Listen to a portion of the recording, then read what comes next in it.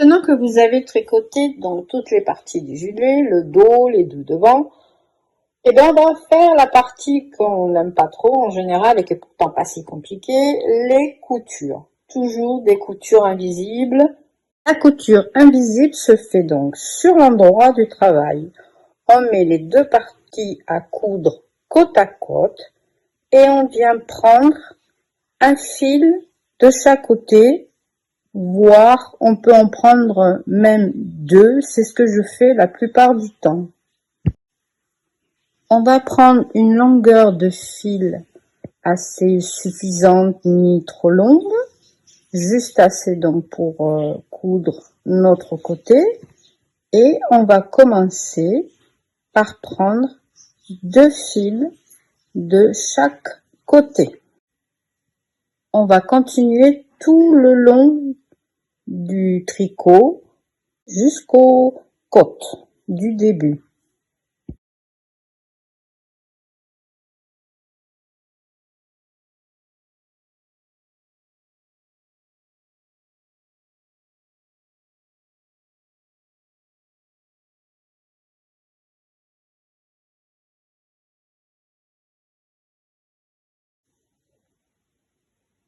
Quand vous allez arriver au niveau des côtes, il va falloir faire attention à ce que les deux côtés soient bien face à face ou qu'il n'y ait pas de démarcation.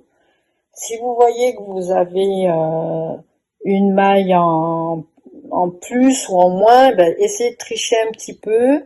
Et dans ces cas-là, au lieu de prendre deux mailles d'un côté, vous en prenez qu'une. Mais il faut vraiment bien travailler au niveau de la couture pour que les 12 rangs de côtes se retrouvent bien en face.